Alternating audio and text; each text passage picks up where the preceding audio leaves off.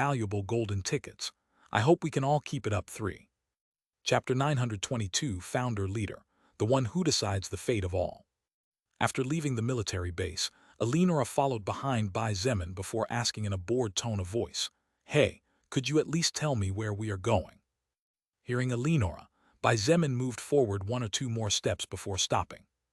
"What's wrong?" she asked when she noticed that after a few seconds he didn't say anything. "Eleonora, I don't know how Angelo handles things in America, nor is it any of my business, so I won't ask about it. However, if we want this alliance of ours to work, then I think we'd better make a point clear from the start." Bai Zemin turned slightly and looked at her with an indifferent expression that sent chills down the soul of the American soul evolver. "I'll be honest with you, I don't know if the reason your team is clearly keeping their distance from you is because of your skill for reading minds, or if it's because of how ugly your personality is." Leonora's pupils trembled slightly, and her face turned slightly pale when she heard Bai Zemin's words. All thoughts of playing dumb or telling a lie disappeared when her dark blue eyes met those blood-red eyes that seemed to be piercing her very existence and revealing every one of her deepest secrets. Bai Zemin's expression remained the same, as did the tone of his voice, while he slowly said, "I know you don't like me, and to be honest, I don't like you at all either. I also know that the reason Angelo left you here, even though I could kill you if your mind-reading skill is discovered, is because he wants you to gather information for him. I don't care if for Angelo his subordinates are replaceable, and I don't care if you want to be his puppet, but I want you to listen very well to what I'm going to tell you now. Here, in China, I am the king. I won't ask you to fight for us, but I definitely won't tolerate you putting the lives of my people in danger because of your stupid arrogance and pride that I don't know where you get it from." Leonora's face grew even paler as she heard Bai Zemin's words, and finally a glint of fear containing something else shone in her eyes as she stared at him. "It's not a threat by any means. I don't like threats.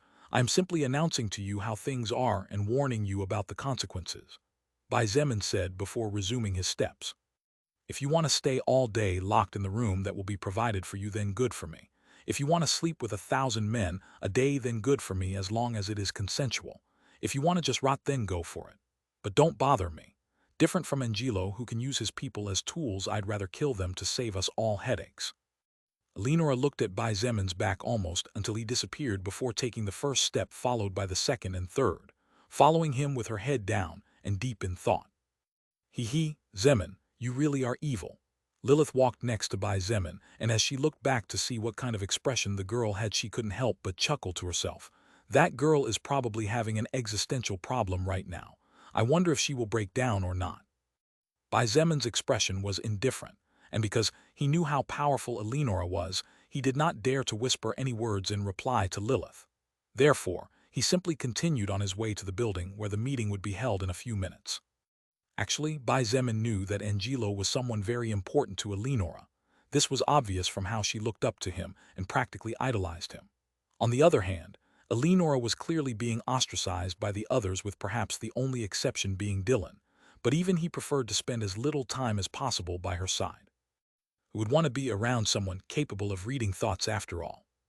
Therefore, the fact that Angelo stayed next to her and didn't push her away, but rather gave her respect and a position, definitely increased his image in the girl's mind.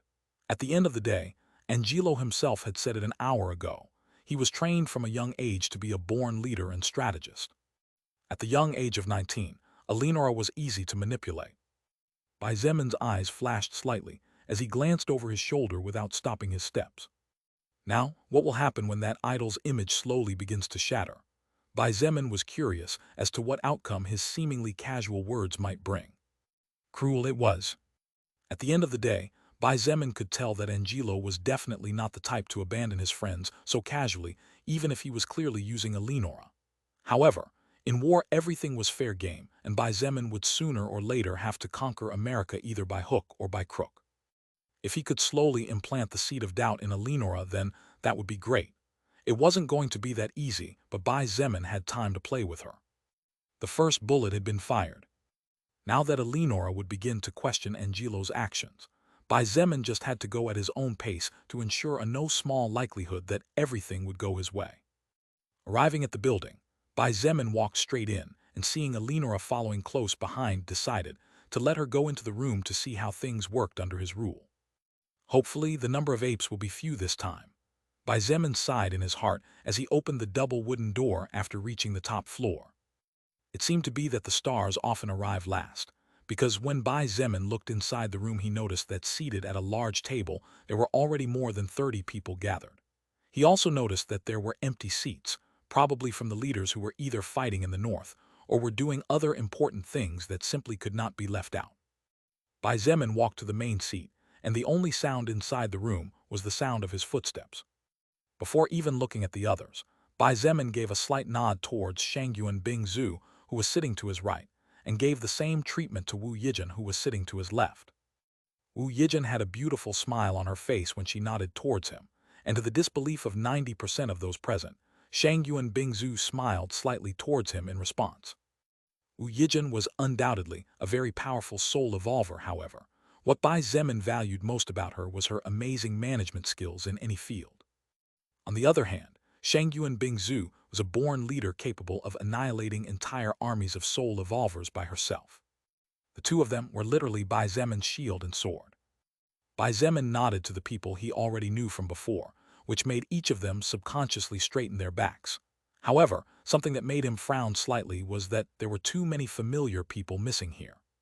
He looked at Shangyuan Bingzu and calmly asked, "What about Luo Ning? I haven't seen her." Luo Ning had already turned 10 during Bai Zemin's time at Eventide World. The girl had most likely already become a great second-order soul evolver, so she should already have the rank of general in the army, and also a rank 3 noble title, not only because of her strength, but also because of her seniority as a member and past record of accomplishments. However, Bai Zemin had not seen her anywhere. In fact, it was not only Luo Ning but even the Wen twins, the little pink dolphin Zio Zio, Feng Tianwu, Feng Hong, Ziya, etc. A lot of people that he had not seen even one time since he arrived. Luo Ning was mobilized to the west of China. She together with Feng Hong and Liang Jing are in charge of expanding our territory. There are some of our powers that are spread out in the peripheral bases to protect each establishment, but most of them were mobilized to the north. Even the Wen twins have evolved. I think you will be surprised when you see them. Shangyuan Bingzu explained calmly. An, Liang Jing, old-looking assassin with a strange job who always coughs as if he is about to die. Feng Hong, Feng Tianwu's father. Wu Yijin, who was sitting on the opposite side of Shangyuan Bingzu, added with a mysterious smile, "The one who will surprise you the most will probably be Zio Zio, though." "I see." Bai Zemin nodded, and for a moment he fell into deep contemplation. What kind of leader doesn't know what's going on with his own faction? Is this some sick joke? A slightly mocking voice sounded inside the room, and everyone's eyes automatically moved to one of the people closest to the main seat. Bai Zemin also looked at this person, but did not recognize him at all. However, he could tell that this person was a powerful third-order soul evolver. A handsome man with dark hair and ash-colored eyes looked at Shangyuan Bingzu and said with a faint smile, "Leader Shangyuan, is this person our founder leader? How can such a thing be possible? He doesn't even know something as important as where our major powerhouses are located, and judging by the fact that you had to explain the distribution of forces to him, means that he probably isn't even aware of how terrifying the situation in the north is." Shangyuan Bingzu's expression turned as cold as ice, and a flash of murderous intent shone in her sky-colored eyes. "Bingzu, who is this?" Bai Zemin asked calmly as he took his time to look at the other party staring at him defiantly. A flash of shame shone in Shangyuan Bingzu's eyes as she slowly said, "His name is Yi Feng, and he was formerly the leader of Hanan's biggest faction. He agreed to give up his power in exchange for a rank 3 noble title as well as keeping his position in the army. And because I was prioritizing a rapid expansion to conquer China as soon as possible, I simply accepted his proposal at that time." Bai Zemin nodded slightly and looked at Yi Feng silently. He now understood the reason why this person he didn't even know occupied such a high position at this table. This Yi Feng guy was sitting even higher than his father at this moment. "I'm sorry, It's okay, I understand." Bai Zemin interrupted Shangyuan Bingzu and said with a faint smile, "You were avoiding conflicts to the extent possible to get the country from me, weren't you? I understand." Shangyuan Bingzu clenched her fists tightly and nodded silently. "Yi Feng, right?" Bai Zemin did not wait for the other party to speak and indifferently stated, "You seem to doubt my title as the founder leader of our transcendent faction, so let me prove to you that I have the power to decide on anyone's fate whenever I feel like it, and in any way I feel like it." Yi Feng had not even opened his mouth when Bai Zemin announced out loud, "From today onwards, your rank 3 title is out of effect, and in its place you are granted the title of Noble rank 5. Furthermore, whatever rank you have held in the army will also be downgraded,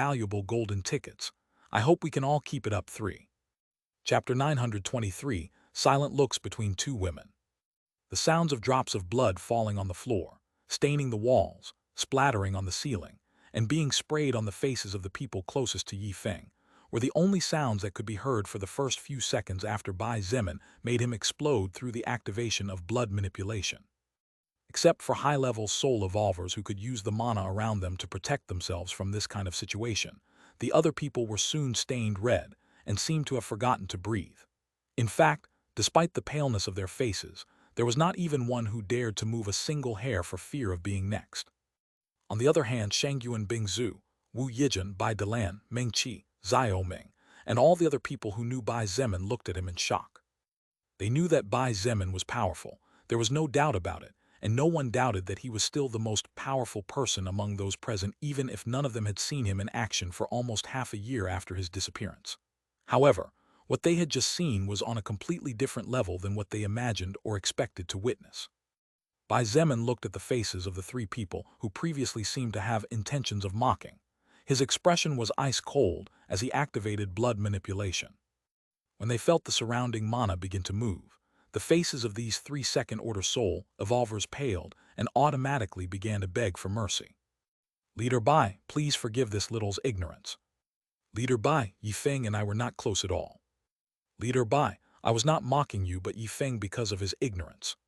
Slowly, the blood that had fallen on the bodies of the others began to move as if it had a life of its own, and just like the blood on the floor, ceiling, and on the walls, it began to drag and coalesce into a single point floating in the center of the table.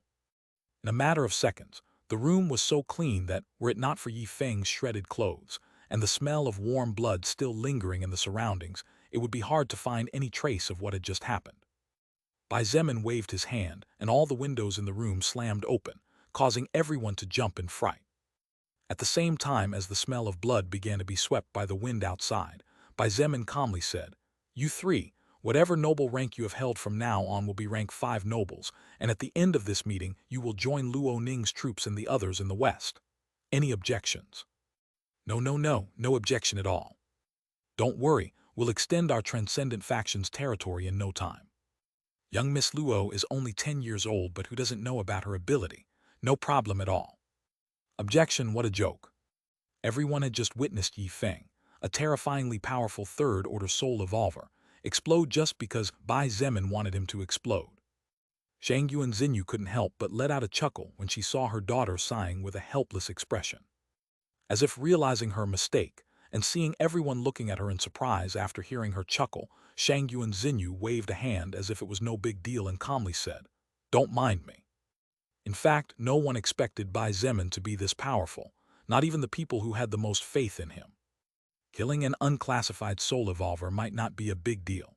Killing a first-order soul evolver was considered an achievement. Killing a second-order soul evolver would practically put one on equal footing with the elites of the faction. And killing a third-order soul evolver would give one not only prestige, but also statistics to compare to some of the most powerful. However, killing a third-order soul evolver was incredibly difficult as they were all established powerhouses. As powerhouses, it was naturally impossible for them not to have at least 1 or 2 skills to preserve their lives, so unless the other party was very lucky or risked their lives, it was simply impossible to kill a third-order powerhouse. As for killing a third-order soul evolver by just thinking about it and saying a couple of words, such a thing was simply impossible, a fantasy impossible to achieve even in the eyes of Shangyuan Bingzu, Shangyuan Xinyu, and Evangeline, who were the 3 most powerful soul evolvers in the entire Transcendent faction, along with Chen He and Feng Tianwu. Therefore, when they saw that Bai Zemin had become powerful enough to do such a thing, it was not only hard to believe but also made many people sigh, especially Shangyuan Bingzu, who had a small bitter smile on her beautiful face. There were no more inconveniences after Yi Feng's case. The meeting went on for almost 3 full hours because Bai Zemin made several adjustments to the titles and positions of many people, whether they were present or not. Although losing prestige and privileges naturally left everyone unsatisfied, no one dared to say anything out loud after what happened to Yi Feng, whose body exploded as if someone had put a dozen bombs inside him. Furthermore, Bai Zemin made it clear that they would all regain their titles in no time if they proved to be loyal and capable, so it would be up to them to get the position they had before due to the faction's urges or even climb higher. Bai Zemin knew that this was not the best move, but he did not mind any of this even if it left many people unhappy. He would not allow those who had followed him from the beginning and supported him when things were hard to have a lower position than people who joined recently. Of course, if the new ones surpassed the old ones with acts worthy of reward, then that was a different matter. Everyone has the same opportunities. I will not be stingy with rewards, but I will not be stingy with punishments either. I want you to keep that in mind. I, Bai Zemin, am a very simple person that pays kindness with kindness and cruelty with cruelty. Whether you go far or end up being sacrificed by me will depend on yourself.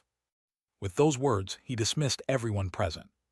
It probably wouldn't be long before all the bases under the control of the Transcendent faction would tremble as the news that the true leader had returned spread along with his demonstration of power and dominance when he killed Yi Feng with a couple of words. A few minutes later, the number of people who remained inside the room was drastically reduced, leaving only those people whom Bai Zemin trusted, or who would definitely not try to harm him in order to avoid harming their loved ones. Of course, Eleonora was also expelled by Bai Zemin, and instructed to wait for him in one of the downstairs rooms. Shangyuan Bingzu, Shangyuan Xinyu, Wu Yijun, Wu Keqian, Sun Ling, Evangeline, Kang Lan, Zhao Ming, Bai Delan, and last but not least Ming Qi. All 10 people looked at Bai Zemin since he had been the one who had asked them to stay behind. Chen He left for the United States. What? Shangyuan Bingzu and Wu Yijun were the first to react to his words. What do you mean by Chen He left for the United States? Wu Yijun asked with wide eyes. Bai Zemin noticed that it was not only Wu Yijun that was nervous, but Shangyuan Bingzu was the same as well. In fact, even Wu Keqian, Sun Ling, and Shangyuan Xinyu, who had known Chen He since he was little, were somewhat nervous. Although Kang Lan was better, the girl had a serious expression on her face since no matter how one put it, the reality was that Chen He and she had been teammates and fought together on countless battlefields since the beginning of the apocalypse. Bai Zemin explained his fair exchange alliance with Angelo, and the reason why Chen He followed the American team while Eleonora stayed behind. He added, actually, I had planned to send Zhao Ming instead, but Chen He went ahead and offered himself as a volunteer. After saying this, Bai Zemin looked at Shangyuan Bingzu for a few seconds before sighing without saying any more. However, this small gesture from him was enough for everyone to get a rough idea of what was happening. Shangyuan Bingzu simply nodded after a few seconds. I see. Well, I don't think it's necessary to worry too much. Bai Zemin smiled slightly to lighten the atmosphere a bit and said calmly, Chen He might be stuck in the second order, but he is certainly more than capable of fighting most third-order soul evolvers below level 130. Besides, considering that Angelo left behind a key person from his faction, it won't be necessary to worry about him playing shady. Sun Ling's expression relaxed a little upon hearing Bai Zemin's words and nodded in agreement. That's true. That boy Chen He is certainly talented and capable of coming out on top regardless of the circumstances. After a few minutes, Bai Zemin took out a syringe containing the Berserker Serum L liquid along with the formula to concoct it. Yijun, I would like you to get this to the best laboratory our faction has at its disposal, Bai Zemin said as he carefully pushed both objects towards her. Yijun. The ears of those present twitched and looked at Bai Zemin with surprise. Even Wu Yijun looked at him with wide eyes before a beautiful smile of pure happiness bloomed on her face. Let me do it. She would make sure that both the serum and the formula reached their destination even if it cost her life. This was the first time Bai Zemin had referred to her in such a familiar and close way. It had all been so sudden that Wu Yijun could practically see herself going to bed tonight with one of the happiest smiles of her entire life. Sun Ling smiled too, except that her smile looked extremely sexy despite being a smile of joy. Looks like someone finally started to open up a little bit more, just a little bit, she said before looking at her husband and saying, Keqian, what do you think? Wu Keqian looked at his wife with a wry smile and said under his breath, I think we better not push him too much in case we make this kid regret whatever's going on in his head. My, that's not good. Sun Ling covered her mouth and nodded before pretending she hadn't said anything. Hadahasa. Bai Delan laughed good-naturedly as he saw the black expression on his son's face. Brat, this morning you dared to fool around with your father. It seems that karma really exists and has come to you faster than expected. Bai Delan felt incredibly good in his heart. Laugh all you want, but let me see if in a few days you can still laugh like this. Bai Zemin secretly gritted his teeth as he looked at his father and vowed revenge. He quickly took out a small memory card and passed it to Wu Keqian while saying in a serious voice, Uncle Wu, I went to my workshop earlier and saw that the factories here are quite well developed. When you get home, take a look at what is inside this memory card and let me know if it is possible to develop these energy shields in this base or if anything is needed. I'll have someone arrange everything for you. Wu Keqian's expression became serious as he took the small semi-transparent card in his hands. Leave it to me. I'll take care of it. Bai Zemin rested his back on the back of his chair and said in a deep voice, As you all well know, I have just returned from another world. However, my time in Eventide World was extended longer than planned due to some circumstances. Bai Zemin gave a brief summary of the reason why he was away from home for so long, even though he had the option to return the very moment he opened the portal. I have a device with information and details of a world that has been evolving for several thousand years in my hands, he explained calmly. Even though Eventide World was a world in its second stage just like our Earth, its inhabitants had a lot of time to grow up unlike us. Therefore,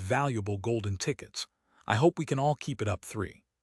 Chapter 924, The Mightiest Under the Heavens and His Generals.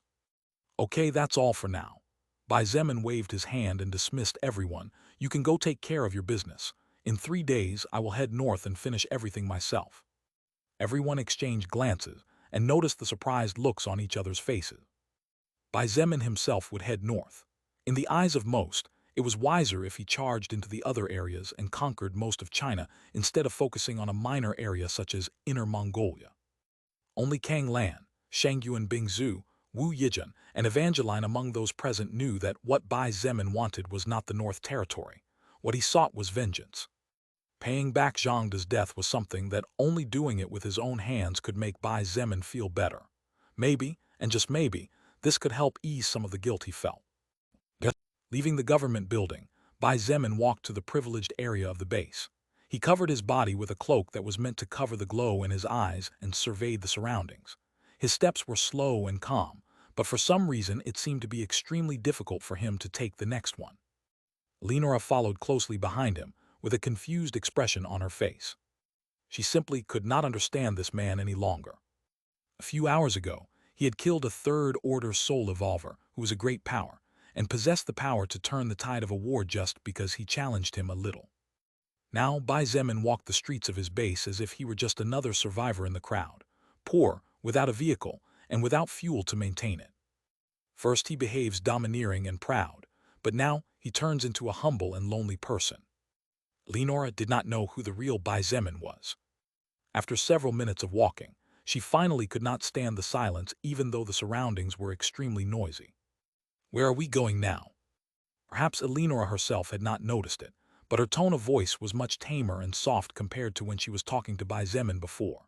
As to whether this was out of fear or curiosity towards who the real Bai Zemin was between the two facets she had seen, neither she nor anyone else knew. I need to visit a person first. After I leave her house, I will show you the place where you will be staying. Bai Zemin replied without looking back or stopping his steps. Eleonora nodded and no longer asked questions, and since Bai Zemin never took the initiative to talk to her, the two continued walking in silence for about 40 minutes.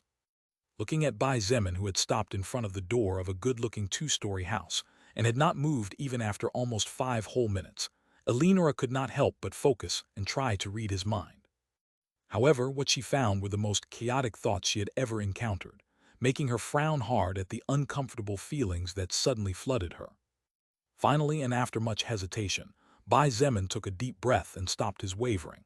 After reaching out his hand and ringing the bell next to the door, he took a step back and removed his hood while looking straight ahead with a serious expression on his face.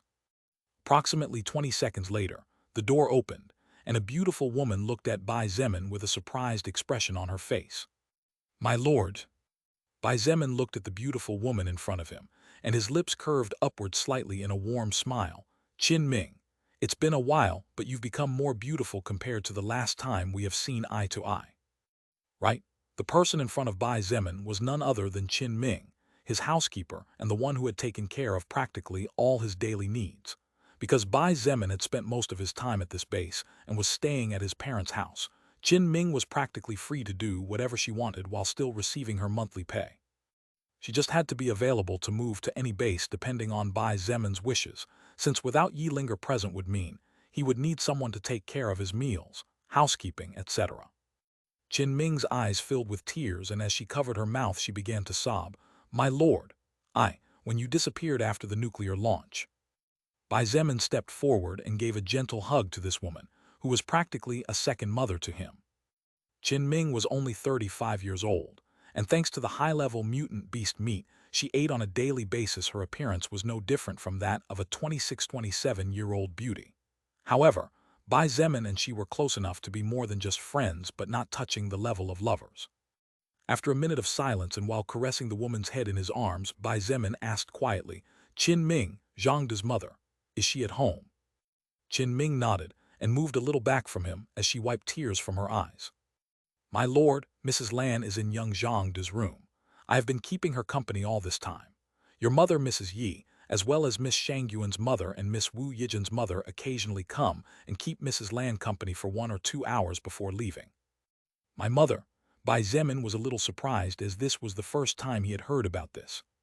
However, after some thought, he realized that there was nothing to be surprised about. Yilinger knew that Bai Zemin and Zhangde were students from the same university and had come from the north together all the way here. It was natural for her to see them as friends and not as a leader and a subordinate. "Thank you for accompanying her, Qin Ming. I appreciate it very much, and I'm sure everyone does."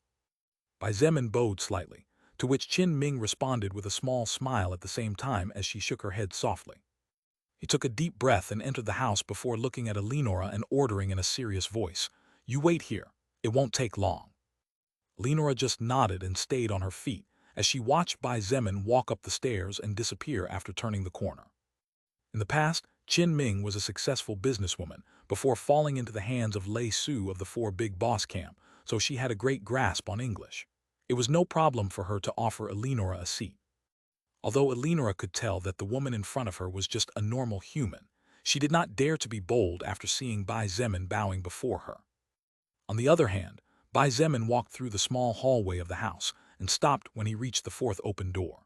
From outside, he looked into the spacious room and saw a woman who looked to be 45 years old with only a few gray hairs on her head, sitting on the edge of a queen-sized bed covered by perfectly white sheets. Even after a full minute, the woman continued to stare out the window with a serene expression on her face and without noticing Bai Zemin's presence at all. As if afraid of scaring her, Bai Zemin simply waited silently at the door, ignoring the "it won't take long" he had said to Eleonora 2 minutes earlier. 5, 10, 15.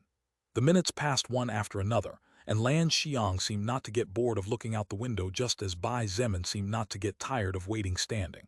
He had even closed his eyes to avoid scaring the woman in front of him. It was around that time when Lan Xiang finally seemed to notice a different presence near her. When she turned and saw Bai Zemin standing outside the room with his eyes closed, Lan Xiang's eyes flashed with a hint of surprise. "You are, Bai Zemin, am I right, Zhangde's friend? I remember seeing you at the party 6 or 7 months ago. Come in, don't just stand there. Oh, is something bad with your eyes?" She really spoke fast, and it was very difficult to notice any hint of sadness in her voice. Bai Zemin remained silent for a few seconds to clear his thoughts before saying in a soft voice, "Mrs. Lan, I will open my eyes now, but please don't panic. Due to a certain skill, the color of my eyes is currently red, but there is nothing bad going on with them." Lan Xiang smiled kindly and pointed out, "Child, I wonder if in this world there is something capable of making me scared." Bai Zemin stood without opening his eyes for a moment, as he pondered Zhangde's mother's words. She was saying it because of the zombies and mutant beasts she had seen. Was she saying it because she had been starving in the past? Or was she saying it because of the loss of her son? These were questions that Bai Zemin did not have the courage to ask no matter what and would live with the doubt for a lifetime.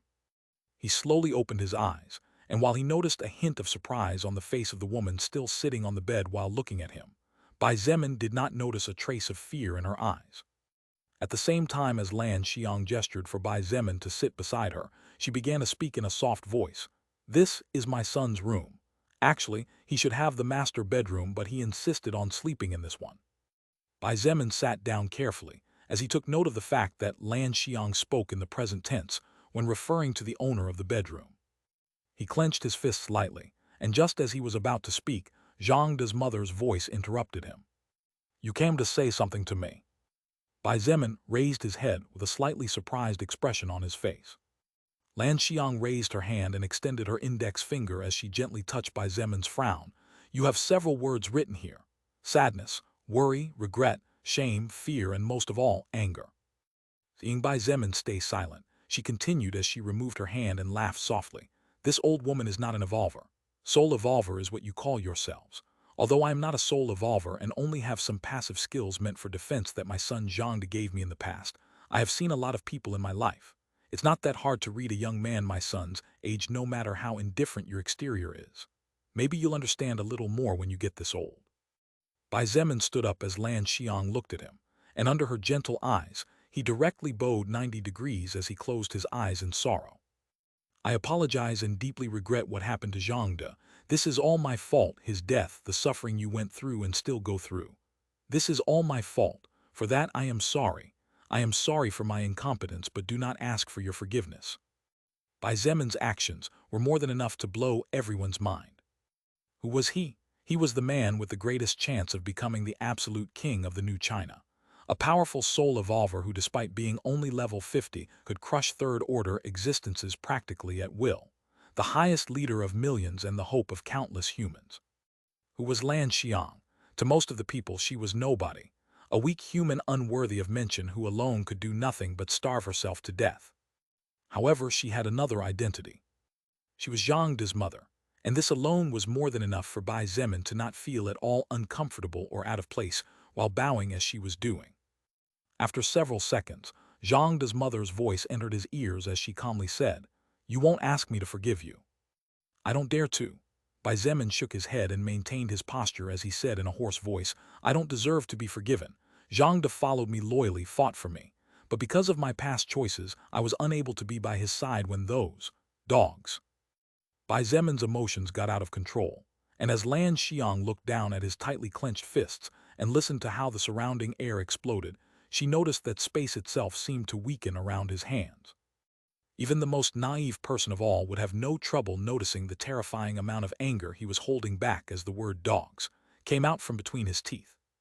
Bai Zemin felt Lan Xiang stand up, but he kept his posture low until he felt two small hands on his shoulders. "You know, my son saw you as his icon. That kid usually doesn't talk much, but when it came to you his eyes would sparkle as he mentioned your feats and bravery."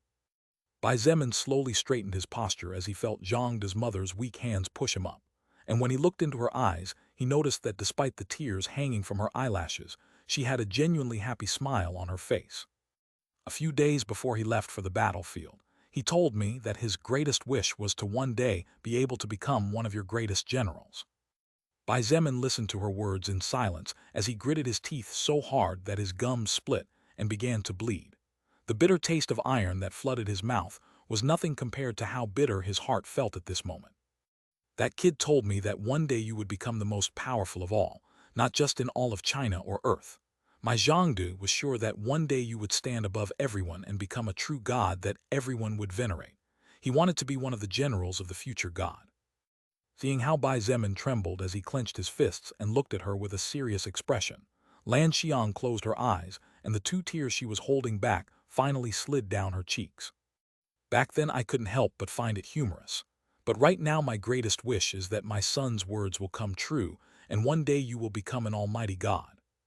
Lan Xiang smiled bitterly and said in a low voice, "That's the only way I can hope to see my child once again.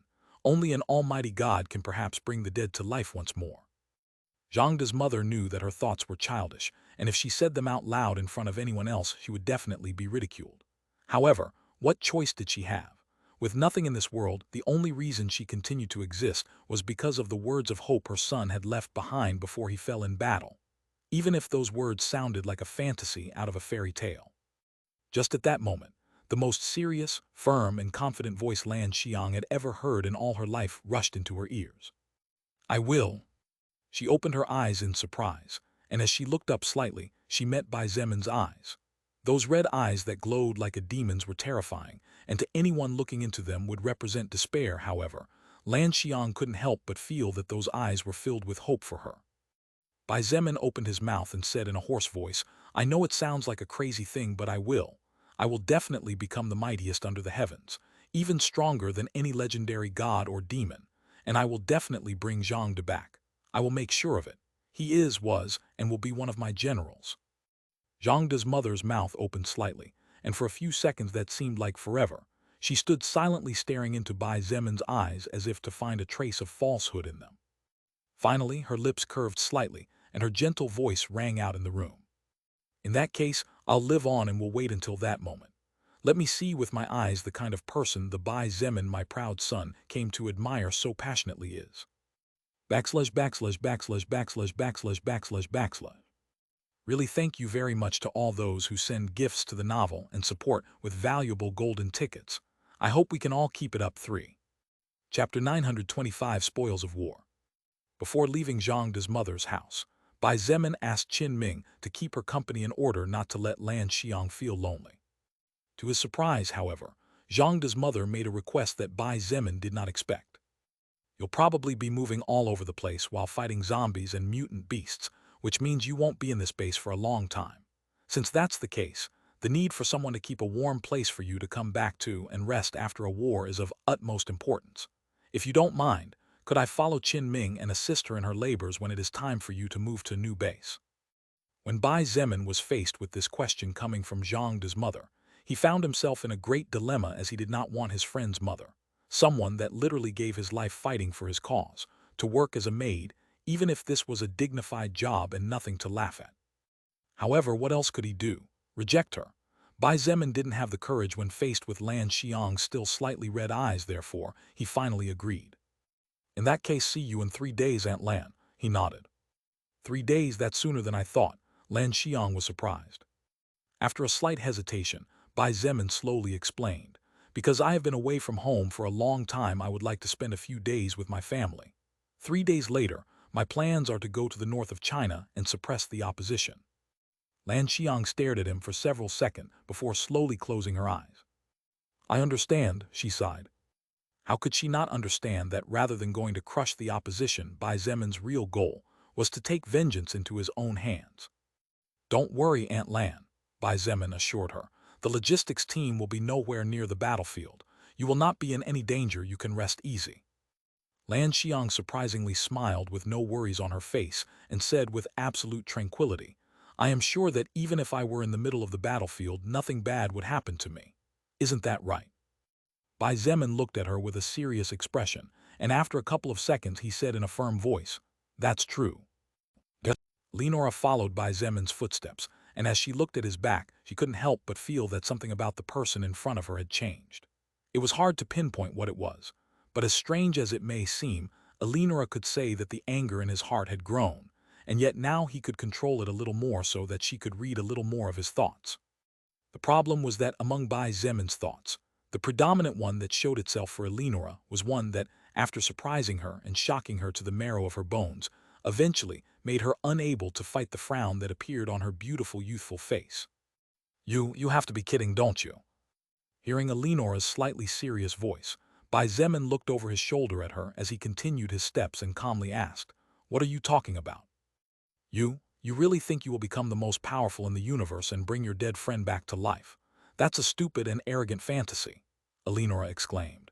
But seeing that Bai Zemin's expression didn't change, she added, "That arrogant thought will cause many people close to you to die, and even those who have nothing to do with you will suffer due to the recklessness of your actions." If Bai Zemin was just another soul evolver of the bunch, then Eleonora couldn't care less.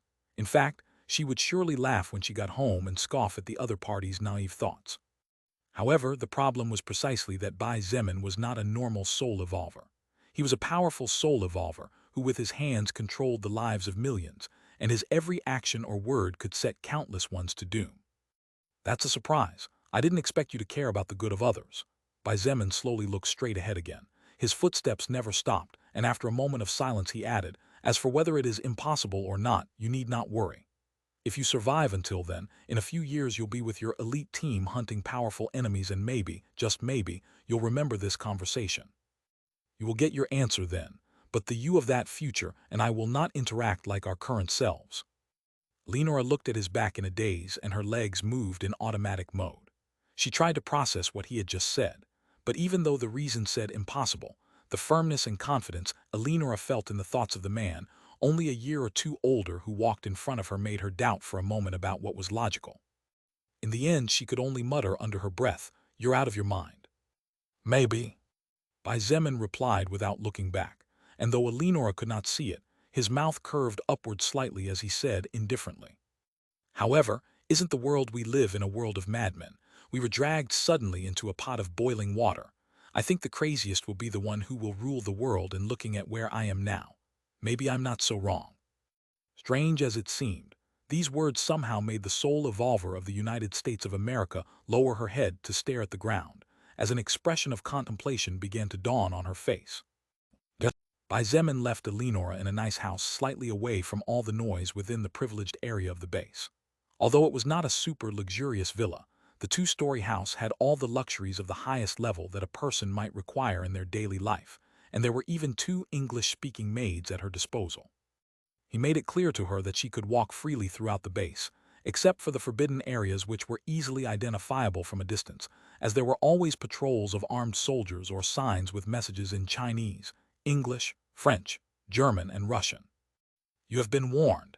Don't blame me if I'm rude to you for breaking the rules." Leaving those words behind, Bai Zemin ignored the slightly grumpy expression on Lenora's face and walked to the outside of the privileged area with leisurely steps.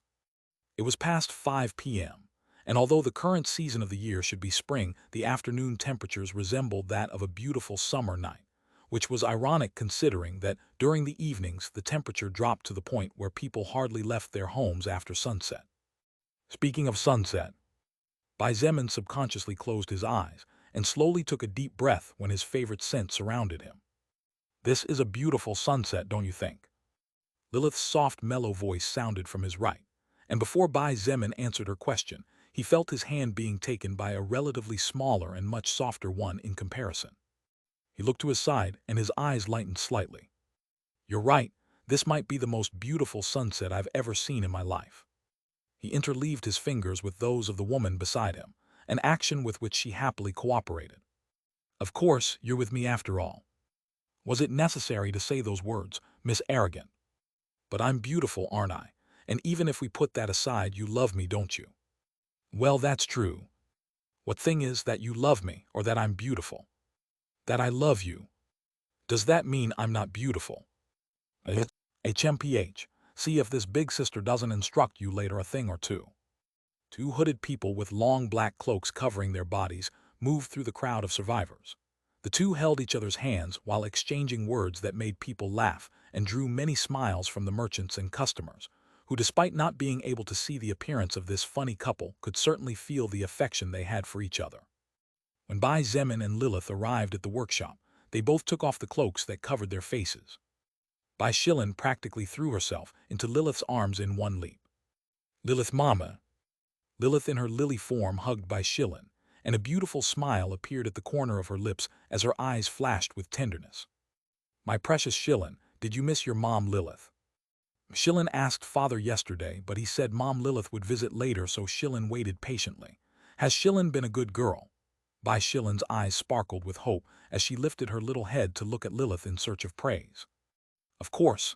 Lilith stroked the little girl's long silver hair in her embrace and said in a gentle voice, "My precious daughter is a good girl. You're daddy's good girl, aren't you?" Bai Zemin almost fell to the ground when he heard the interaction between Lilith and Bai Shilin. He pointed at Lilith and said in a loud voice, "Hey, Succubus, stop putting weird stuff in my daughter's head." "My, could it be that you have been thinking about something perverted, and that's why you had such a strong reaction?" Lilith smiled as she stroked the head of Bai Shilin, who was looking at him with a confused expression on her small face. "You," Bai Zemin gritted his teeth and after a long time finally managed to calm down upon taking several deep breaths. "You just wait. This senior will teach you what's good for you soon." "Father, Mom Lilith has been a bad girl," Bai Shilin asked as she tilted her head innocently to the side. "Shilin, my precious Shilin, don't repeat everything your mama Lilith say, okay?" Bai Zemin rubbed the center of his forehead as he sighed those words. Why?"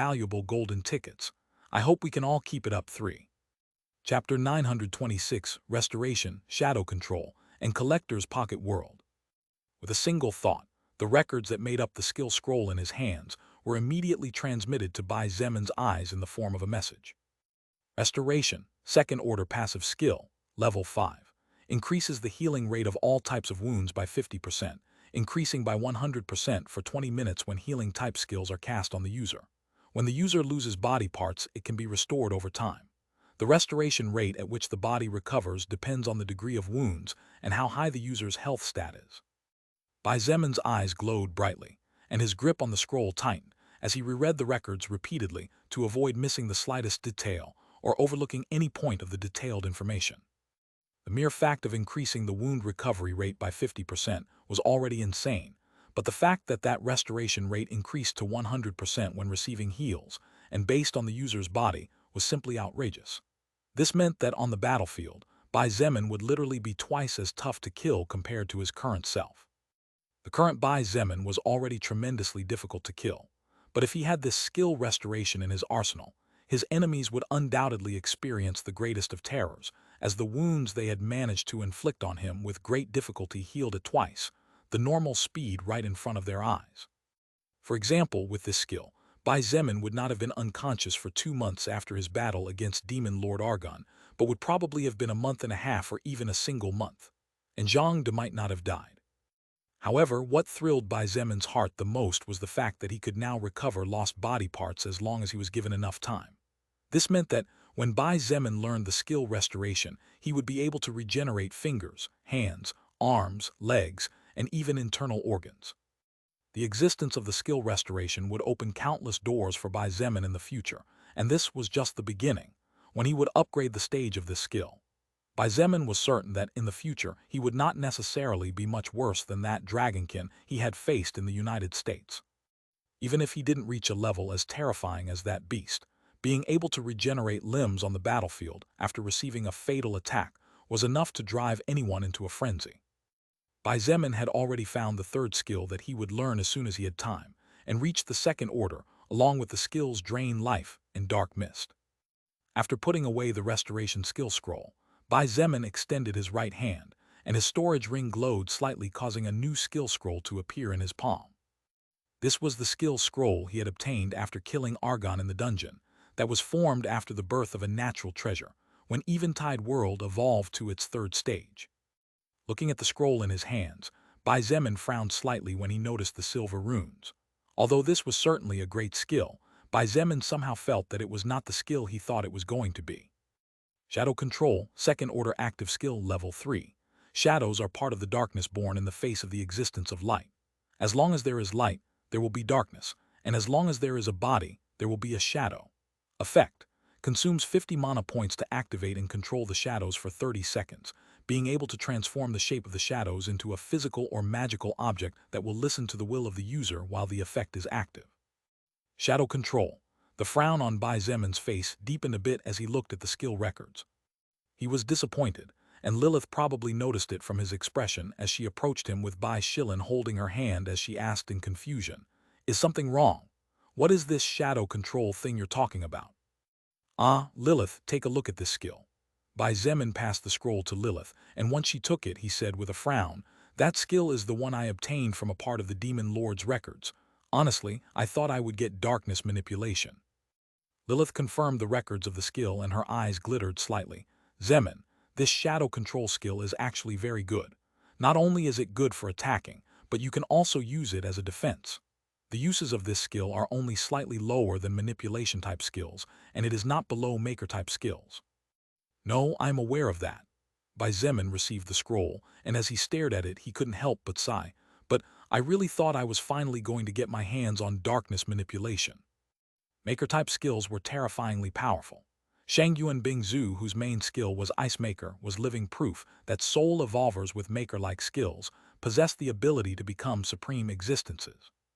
Shadow Control was a skill that, thanks to its diversity and surprise effect, could stand on equal footing with maker-type skills.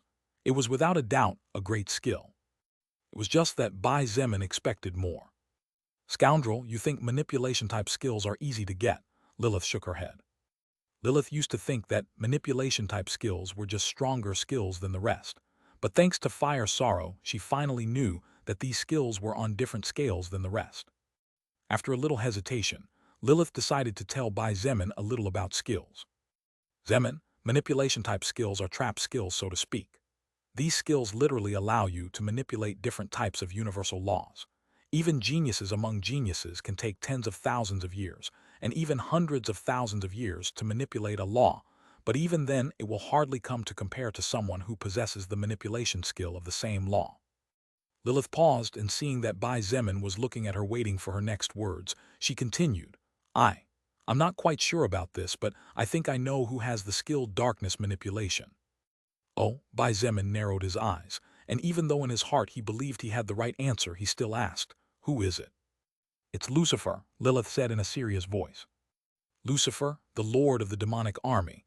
Bai Zemin lowered his head and muttered softly, "If that's the case, that might be a problem." Lilith frowned slightly with concern, but said nothing. She knew that Bai Zemin needed the skill darkness manipulation to take soul manipulation to the next order, and this was too important for him and his growth, as well as for the possibility of restoring Zhang De's records after Bai Zemin killed everyone involved with his death and stored those records in his soul. "Maybe Lucifer is not the only one, no need to worry," she said in an attempt to lighten his mood a bit. However, Lilith didn't know that the reason behind Bai Zemin's slightly heavy mood was not learning that Lucifer might possess the darkness manipulation skill. Although he preferred not to clash with the demonic army or its leader, for the sake of his future and the future of his loved ones, Bai Zemin would not hesitate to give his all to kill Lucifer if it would lead him to the skill darkness manipulation. "I feel something is wrong here." Bai Zemin shook his head as he looked at the shadow control scroll with a deep frown, "but I can't tell where the problem is." Lilith also frowned as she looked at him acting like this. Her past self might have scoffed, but not her current self after seeing with her own eyes how terrifying the hidden sixth sense Bai Zemin had was, an instinct even sharper than that of the beasts. Forget it, forget it." Bai Zemin shook his head and put away the shadow control skill scroll. "There's no use thinking about it now." He couldn't even find the answer to his incognita, let alone be able to solve the problem itself. Therefore, instead of wasting time, the best option was to become strong enough to crush whatever showed up in the future on representation of the discomfort he was feeling right now. Seeing how Bai Zemin managed to shake off the thoughts that were weighing him down, Lilith couldn't help but let her eyes soften as she caressed his head just like an older sister. "You have grown a lot in this short time, Zemin." Bai Zemin did not remove her hand, but simply moved his head slightly upwards as his eyes looked up and said with a wry smile, "What are these sudden words due to?" She gently tapped his fringe and said with a chuckle, "Who was it that, in an emotional fit, destroyed his cell phone when the apocalypse began? Can you blame me for that?" "I don't know, you tell me." Bai Zemin grimaced, but did not pursue the matter further. "It's time to see what this little guy can do," he muttered as he turned his hand over. Lilith's eyes glinted slightly, as a flash of dull bronze-colored light shot outward from the central area of Bai Zemin's chest. "Lilith, what is the highest grade of treasure you have in your possession?" he asked, as he looked at the small, antique-looking pocket watch in his palm. "Legend grade," she answered honestly. Lilith continued, "Aside from my legend grade storage ring, I have two other legend grade treasures. Actually, legend grade treasures are very important even to us higher existences. A legend grade treasure grants too many stats, and some even have extremely powerful attached skills capable of saving our lives at the last second." Bai Zemin looked inside his spatial storage ring. His eyes rested for a moment on the small, deep blue elegant feather resting in a corner of the enclosed space as he nodded calmly. "I see." He had not forgotten the legend-grade treasure he obtained after slaying the mighty Arctic *** No in the dungeon, when the beast's tail detached. Bai Zemin had plans for this treasure, and that was why the feather of the frozen end was still hidden from the entire world, as it was not yet time to reveal it. It was a pity to keep a treasure of such magnitude hidden, but there was a good cause for it, and Lilith's words had made him reaffirm his intention even more. Finally, Bai Zemin touched the cover of the pocket watch, and the records of the treasure were reflected in his retinas according to his will. Collector's pocket watch, demigod grade treasure, a treasure as old as the universe itself. It is currently attached to Bai Zemin's soul and cannot be stolen or taken by others through force. Since it is attached to the user's soul, it increases magic and mana stats by plus 1,000 natural points each. Attached skill number 1, Collector's Pocket World. A world where the laws work much like the universe, but where the law of time has been slowed down 100 times compared to the outside world. The user can choose who enters and who doesn't, as well as what enters and what doesn't. Attached skill number 2, Sealed. Upgrade to God grade to unlock. \\\\\\\\\\\\\\\\\\\\\\\\\\\\\\\\\\\\\\\\\\\\\\\\\\\\\\\\\\\\\\\\\\\\\\\\\\\\\\\\\\\\\\\\\\\\\\\\\\\\\\\\\\\\\\\\\\\\\\\\\\\. With valuable golden tickets. I hope we can all keep it up. 3. Chapter 927, Collector's Pocket World. "What?"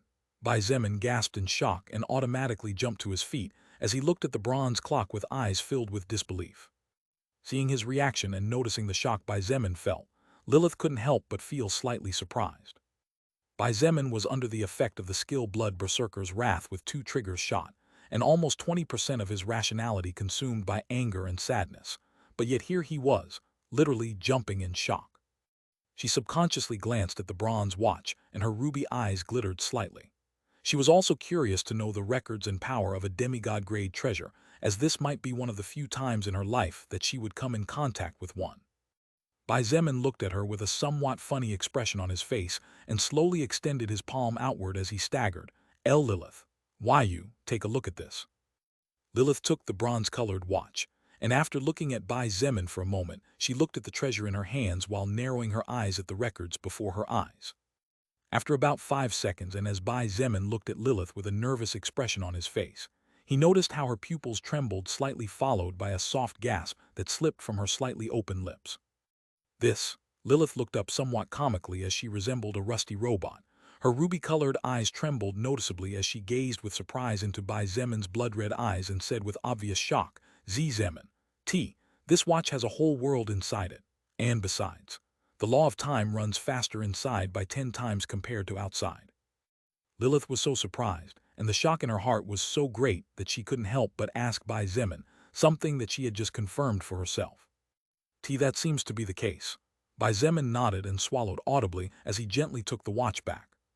Bai Shilin's small face moved innocently between Bai Zemin and Lilith. Her black eyes sparkled with curiosity, as the little girl could not understand why her father and third mother were behaving in such a peculiar manner. The little girl took a step forward and used her small hands to cling to one of Bai Zemin's arms, and when she finally got the desired attention, Bai Shilin looked at him with eyes filled with purity as she asked in a soft voice, "Father, can Shilin hold that little watch too?" That little watch? Bai Zemin could feel the corner of his mouth tremble, and when he subconsciously looked at Lilith, he noticed that she wasn't much better. Bai Zemin was sure that if it weren't for the fact that this little cutie was his daughter, an innocent little angel who, despite her height and personal ability, was actually only a few months old, he might have given her a smack to see if that would fix the brain. He coughed to clear his throat and dispel such vile thoughts as he used his free hand to pat Bai Shilin's silky hair. "All right, my precious Shilin. Father will let you have this amazing watch." Lilith was still so surprised that she inadvertently missed a good moment to say naughty words and tease Bai Zemin, as she loved so much. Bai Shilin's eyes sparkled as she picked up the bronze watch using her small hands and looked at it carefully for several seconds before a confused expression appeared on her face. She simply could not understand what was so amazing about this little gadget to make her incredibly amazing parents lose their composure. However, Bai Shilin did not give up and continued to watch the clock more and more closely. Meanwhile, Bai Zemin and Lilith began to speculate regarding the power of the collector's pocket watch. If you think about it carefully, it's actually not that surprising, Bai Zemin said as he slowly sat back down. Lilith looked at him with a dead expression on her face and said in a serious voice, "Surnamed Bai, are you telling me that having a world that you can literally carry in your pocket everywhere you go isn't that amazing? Because if that's the case, then let me apologize for living a boring life." And no, that's not what I meant. Bai Zemin shook his head. He took a moment to take a deep breath and calm himself as he slowly said, "Lilith, do you remember the dungeon and the P/Chem/NS that were everywhere? How can I forget SN/RL/X and the rest? A priceless experience." Lilith nodded with a serious expression on her face. Bai Zemin continued with his theory. The dungeon actually had a dungeon inside it. The main dungeon was at least as big as a few Eventide worlds, or at very least comparable to the main world. On the other hand, the smaller dungeon wasn't explored, but it was certainly a world in itself. So, Lilith sat down next to him and looked at him puzzled. "So what's the name of the watch skill?" Bai Zemin asked back. "Collector's Pocket World," Lilith muttered, and for every word she said, her eyes grew wider. "Looks like you noticed it too." Bai Zemin nodded with a serious expression on his face. "This has to be a joke." Lilith didn't know whether to laugh or cry as she stretched her hands out and said in bewilderment, "You're telling me that Pocket World is meant for training P/Chem/NS? Well, not necessarily P/Chem/NS, but probably an army of soul evolvers or something."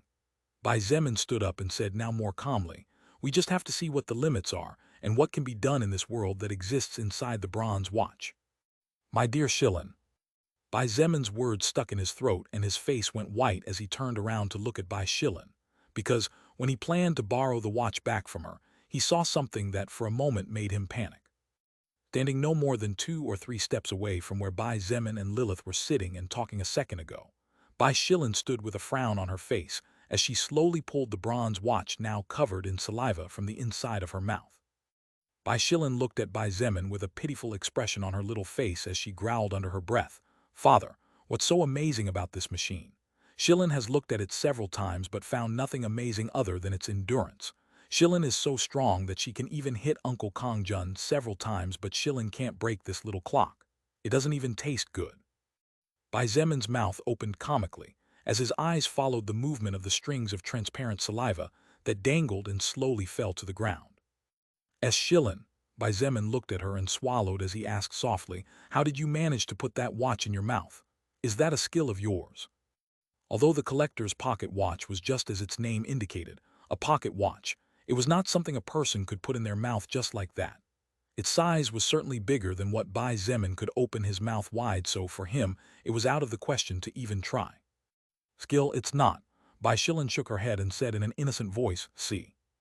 Then Bai Zemin finally remembered that, although Bai Shilin had human appearance, most of her records were from the former queen of the Weaver Ants, Lin. Bai Shilin could open her mouth at will, to a size capable of scaring small children, and becoming a legend told at night to misbehaving kids by their parents. Seeing the beautiful, illusion-like face his daughter had, Bai Zemin thought that evolution was truly a wonderful thing. He coughed to clear his throat and carefully took the watch from Bai Shilin's hands. It was all slimy and wet. Bai Zemin used the cloak he was wearing earlier to brush it off. It's a good thing that old man went asleep, or else he might have had a heart attack. Bai Zemin couldn't help but laugh as he spoke his thoughts out loud. That old man. Lilith looked at him in confusion as she realized there was some information she didn't know. "Zemin, what are you talking about?" "Oh, it turns out a lot had happened in the last time. After fighting Demon Lord Argon and killing him, Bai Zemin fell unconscious for 2 months, and when he woke up he learned about Zhang De's death, so he returned to Earth that same day, without even setting everything up the way he would have liked before he left Eventide World. Then, despite having returned to Earth, Bai Zemin found himself landing on American soil due to the special alteration of some technology under the power of the United States of America, and there he fought a dragonkin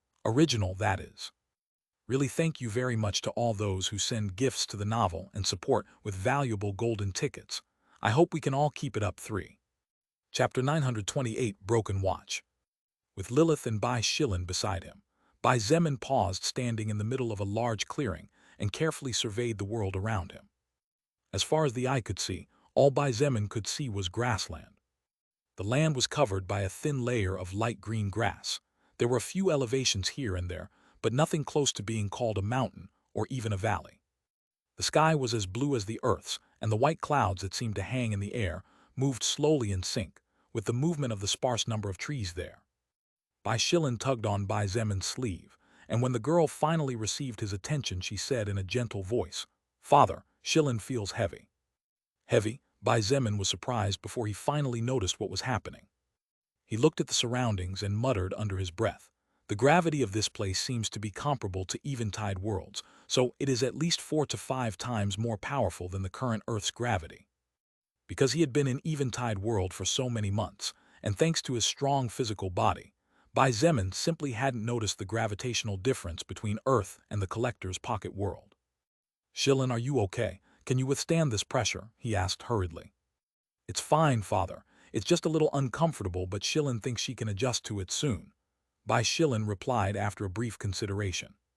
I see, that's great. Bai Zemin patted the top of the girl's head and didn't forget to praise her. My little Shilin is the best. He. Bai Shilin was a level 87 soul evolver. Not only was she a second-order existence, but as a future queen of weaver ants, her physical body was terrifyingly durable and powerful to the point where when it came to toughness, her bones were comparable to Bai Zemin's with the passive skill Golden Bones. This kind of gravity definitely cannot be handled by a human below level 20, unless they are fed with meat or other foods rich in mana and soul power, as is the case with the humans of Eventide World. Lilith commented as she took a few steps around the area. If you were to bring a survivor of your faction to this place, their bones would turn to dust in a matter of seconds, and their internal organs to pulp. Bai Zemin nodded silently in agreement. After a brief pause, he suddenly activated Shadow Blink and appeared behind Bai Shilin. Father, the girl looked at him in confusion with her big black eyes. Bai Zemin simply smiled and stroked the little girl's hair, causing her to close her eyes and enjoy the warmth of his hand. Meanwhile, he paid attention to the rune engraved in his soul that represented the skill Shadow Blink. 10, 20, 30 seconds. The seconds passed one after another, and by the time 60 seconds had passed after he activated Shadow Blink, Bai Zemin finally saw the opaque rune light up once again as an indicator that it was now available. It seems that the cooldown time of the skills doesn't change within this world. Bai Zemin rubbed his chin as he muttered to himself.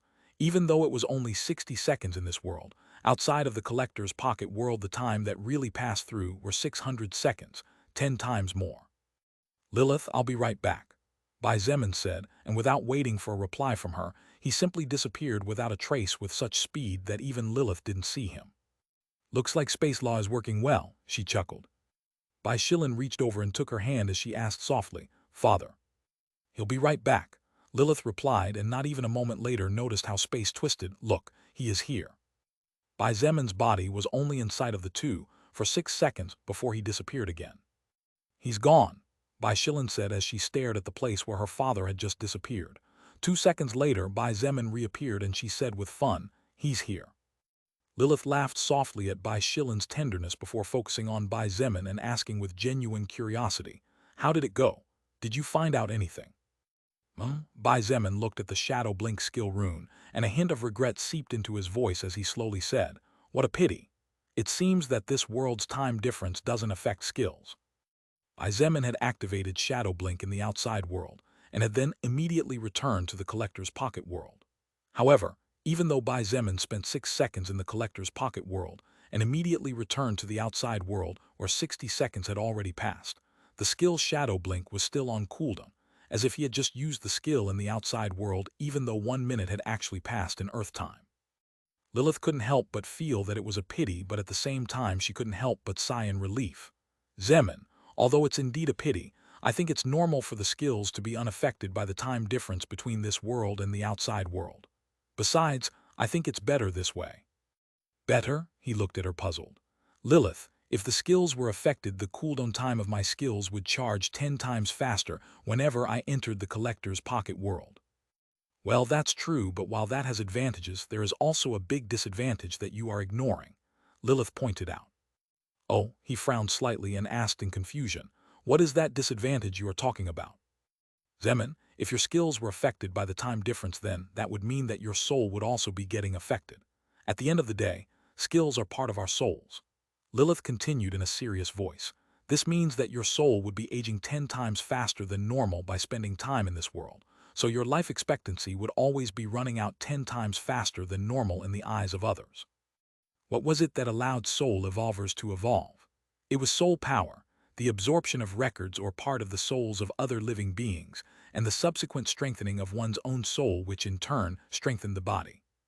If Bai Zemin spent 500 years in the collector's pocket world, the time for all other living beings in the universe would have run only 50 years. However, if his soul was affected by the time difference, Bai Zemin would emerge as a middle-aged man, or even a man in his old age when he returned to Earth, while everyone else would still look young since only half a century would have passed for them. Bai Zemin's eyes flashed with a hint of fear at this important fact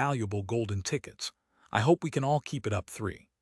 Chapter 929 Teamwork, Father, Mother, and Daughter. The more Lilith looked at the 12 holes and the broken hands of the bronze clock, the more certain she became that somewhere she had seen something similar.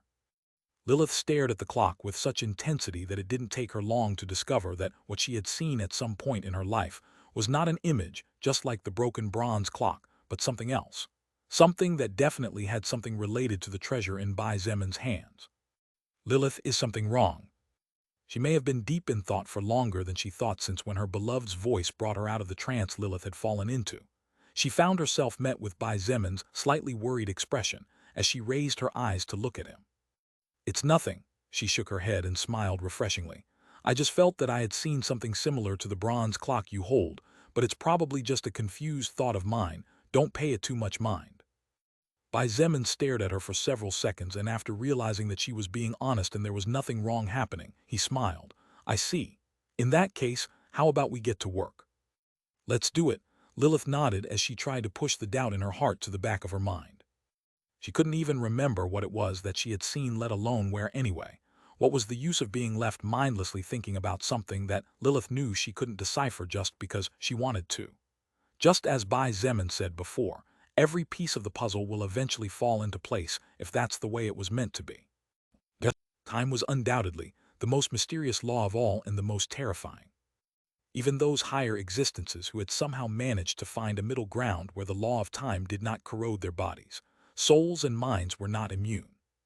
Countless practically immortal beings had committed suicide, and not many made it to the age of 100,000 years as proof that nothing was really eternal and that everything would eventually come to an end. Be that as it may, time could be terrifying or enjoyable, depending on the perspective from which one stood and looked at it. Living alone for 1 century was certainly scary. However, it was really scary to live 1 century together with loved ones and doing all sorts of things together.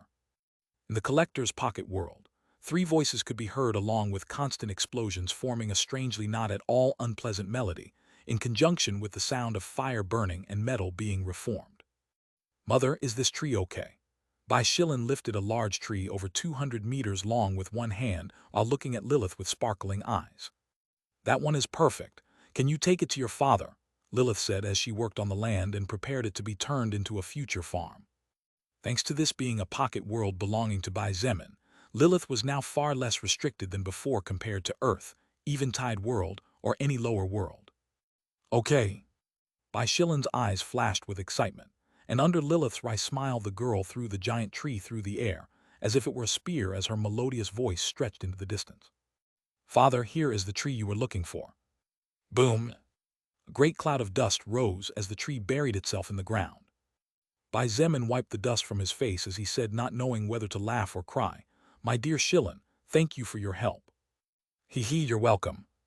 As Lilith worked on the earth, Bai Shilin turned into something similar to a lumberjack, as under her powerful hands, dozens of giant trees began to fall one after another. Boom, boom, boom, boom. Although this was not a battlefield, giant shadows were projected on the ground every time Bai Shilin threw a tree into the sky towards Bai Zemin. As for Bai Zemin, the first thing he did was to use the trees to shape the house, if one could call what he was building a house. Little scoundrel, I thought we were making a shelter. Of course this will be our shelter. Nonsense, that will become a mansion if you keep this up. Little Succubus, who said a shelter couldn't be big, beautiful, and full of luxuries. Father Shilin wants a pool. Shilin, stop giving ideas to this little rascal. A swimming pool is in order. After building the outer outline of the 3-story house, Bai Zemin began sketching in a sketchbook the design of the furniture he would use to adorn the interior. All this took him about 2 hours of time, and when he finished, he started to work on the elaboration of the furniture with the help of Lilith and Bai Shilin. Bai Zemin cut the wood with a sword and threw the cut pieces to the side, where Lilith, with the help of Bai Shilin, sanded them down. Because the house would be large, the number of pieces of furniture needed was also large. The number of beds alone amounted to more than 30, so one could only try to imagine how hard this task was, especially since the furniture they were designing was not simply square or rectangular, but some of them had exotic shapes or elegant designs that needed to be carefully worked out, and therefore required more time to make them ready. Bai Zemin might be considered moderately good at blacksmithing, but while there was some common ground, woodworking was certainly not the same as hammering metal or cutting leather. Even after 10 hours, the furniture work still wasn't finished at all, and little Bai Shilin couldn't take it anymore, so she directly fell asleep on the treasure bed that Bai Zemin carried in his storage ring everywhere. About 30 minutes later, Bai Zemin finally stopped his movements, and when he looked to his right, he saw something that made him smile warmly. After entering the collector's pocket world, Lilith had regained her original appearance. At this moment, while she was using her delicate hands to hold a small skewer and painting what was the door of one of the cabinets of the house, her beautiful face was covered by a serious expression. Seeing her clearly focused on her task, Bai Zemin could not stop a small giggle from escaping his mouth, and by the time he realized it was already too late. Attracted by the sound, Lilith looked at him puzzled and asked with genuine confusion, What are you laughing at? A flash of regret shone in Bai Zemin's eyes. He really wanted to look at that appearance of hers some more. Unfortunately, it seemed that for today that was all he would get. "Lilith, I love you." Lilith opened her eyes in surprise and a slight blush slowly rose on her cheeks. After a moment of silence, she asked softly, "To what is that due?" Bai Zemin stood up and stretched his body somewhat stiffly as he calmly said, "Nothing special. I just wanted to express my feelings to you in words, so I said it." He looked at her and said with a raised eyebrow, "Problem." Lilith shook her head. She sometimes really couldn't understand what the young man in front of her was thinking. Actually, Bai Zemin felt a bit nostalgic and warm when he saw Lilith working hard for the sake of their home. Bai Zemin's memories of seeing his mother and father working as a perfect team to improve even the slightest possible quality of life for their family and the place they lived in hit him hard. There was a time when Bai Zemin thought he would be alone for life. Not only was he wary of women because of his past, but he was unwilling to settle for less than he thought he deserved, even if it meant living his life in solitude. He did not ask for beauty or wealth. All Bai Zemin wanted was a woman who would stand by his side, and with whom he could form a team where they would both walk in lockstep just like his mother and father. Now that he had finally found a woman who, despite being so far ahead, was willing to wait for him so that they would both walk at the same pace and rhythm, what more could Bai Zemin ask for as a man? Bai Zemin did not know who was the most beautiful woman in the universe, but it was hard for him to imagine anyone more beautiful than Lilith. She was talented, powerful, beautiful, with a great status in the universe. And yet, she was willing to sit on the ground and paint wood without putting on any airs at all. In this kind of era, finding such a woman was harder than throwing a stone into the sky and hitting the gods. "Let's call it a day. It's time to stop Kali. That girl doesn't even pay attention to anyone when she's working." "Are you the one to say that?" "Anyway, we're having dinner at my place today." Bai Shilin used her left hand to rub her eyes with a sleepy expression, while with her small right hand, she took the hand of Lilith in her lily form. Bai Zemin touched Kali's shoulder, but said nothing as he knew she wouldn't understand anyway. The girl jumped slightly in fright before quickly calming down after remembering what was going on. However, when she turned to look at Bai Zemin, her expression wasn't very good, and she even said some words that he naturally didn't understand at all. Having no response, Kali snorted and picked up the small unadorned earring before casually pricking her right ear. "Bai Zemin, since you don't understand the language of Eventide world, let me tell you using words you will surely understand." Bai Zemin's eyes widened slightly, and a flash of surprise shone in his pupils as he looked at the girl sitting in the wheelchair. "I don't like to be interrupted when I'm working." Bai Zemin turned a deaf ear to the complaint of the little porcelain doll in front of him and instead asked in surprise, "Kali, is that Chinese?"